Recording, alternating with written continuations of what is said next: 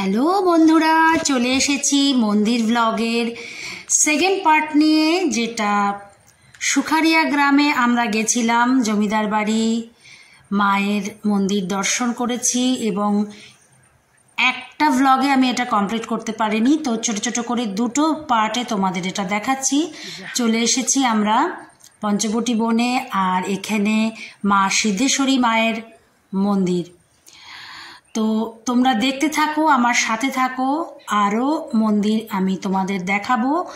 মা সিদ্ধেশ্বরী মন্দির ছাড়া উল্টো দিকেই দেখো একটা ছোট্ট বাচ্চাদের স্কুল রয়েছে, এটা প্রাথমিক বিদ্যালয়। এই বিদ্যালয়টা দেখে আমাদের ছোটবেলাকার কথা মনে পড়ে গেল, কেন কি আমরাও এরকম বিদ্যালয়ে আমরা পড়াশোনা করেছি। সুন্দর একটি বিদ্যালয়, যেখানে থেকে বাচ্চাদের চিৎকার চেঁচামেচি চলে আসছিল। তো এই দেখো পঞ্চবটি বন, স্ক্রিনে যে দেখতে পাচ্ছ এটা পঞ্চবটি বন। এত বড় পঞ্চবটি বন আমি দক্ষিণেশ্বরেও দেখিনি, অদ্ভুত সুন্দর লাগছিল। উল্টো দিকে দেখো যে ওগুলো কিন্তু পাট শুকোতে দেওয়া হয়েছে ওগুলো। তো মায়ের মন্দিরটি বাইরে থেকে আমি নিচ্ছিলাম, মা সিদ্ধেশ্বরী মন্দির বলা হয় এখানে 3 বোন। তো মায়ের সিদ্ধেশ্বরী মাতার এই যে মন্দিরটি, এটি খুবই সুন্দর এবং সামনে এত বড় পঞ্চবটি দেখে মন ভরে গেল। অপূর্ব সুন্দর ওয়েদার ছিল, রৌদ্র করজ্জ্বল ওয়েদার, কিন্তু গরম ছিল খুব প্রচণ্ড। দেখো পঞ্চবটি বনটা শুধু কোথা থেকে কোথা পর্যন্ত বিস্তৃত, সেটা শুধু একবার তোমরা দেখো। এত বড় পঞ্চবটি আমি সত্যিই দেখিনি। দেখছো, দেখো মায়ের বিগ্রহ, এটা মাকে সুন্দরভাবে সাজানো হয়েছে। মায়ের সমস্ত অলংকার কিন্তু রূপোর। মন্দির খোলে ভোর 6টায় এবং সারাদিনই মায়ের মন্দির খোলা থাকে। আমরা গেছি তখন দুপুর 1:30, 2টো, কিন্তু তাও মন্দির খোলা রয়েছে। তো মন্দিরের ভগ্ন দশা প্রায়, একটু কালার করা হয়েছে, রংচং করে একটুখানি ঠিক করা হয়েছে। স্থানীয় লোকেরা এটা পয়সা তুলে, চাঁদা তুলে মন্দিরটাকে কিছুটা রক্ষণাবেক্ষণ করছে। দেখো সুন্দর ভেতরের কারুকার্য করা। তো আমার সঙ্গে তোমরা দেখতে থাকো সুন্দর সুন্দর মন্দির ব্লগ, আর অবশ্যই সাবস্ক্রাইব করো। অনেক অনেক বন্ধুরা তোমরা সাবস্ক্রাইব অবশ্যই করো মন্দির ব্লগ দেখবার জন্য, আর অবশ্যই আমার সাথে থাকো।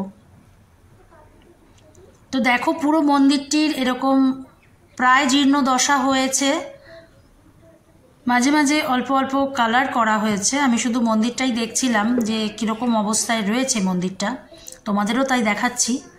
এই হচ্ছে মায়ের বিগ্রহ, অপূর্ব সুন্দর মায়ের বিগ্রহ, মায়ের মূর্তি, যে বলার অপেক্ষা রাখে না। জয় মা, সবাইকে ভালো রেখো মা। তো আমরা এবার চলে যাব নিস্তারিণী মাতার মন্দিরে। এটা হচ্ছে মায়ের আরেক রূপ, এখানে মায়ের আরেক বিগ্রহ, বাট এখানে মন্দির বন্ধ ছিল। গ্রামের একদম শেষ প্রান্তের দিকে নিস্তারিণী মাতার মন্দির।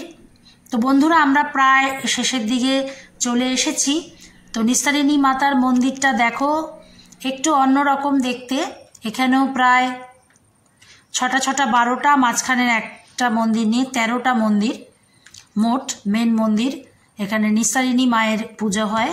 10 মহাবিদ্যার এক মহাবিদ্যা মাতারানীর এখানে পুজো হয়ে থাকে সকাল সন্ধে। তবে এখানে মন্দির খোলা সবসময় একদমই পাবে না। ভোর 6টায় পুজো হয়, বন্ধ হয়ে যায়, আবার সন্ধে 6টায় খোলে, বন্ধ হয়ে যায়, খোলা থাকে না মন্দির।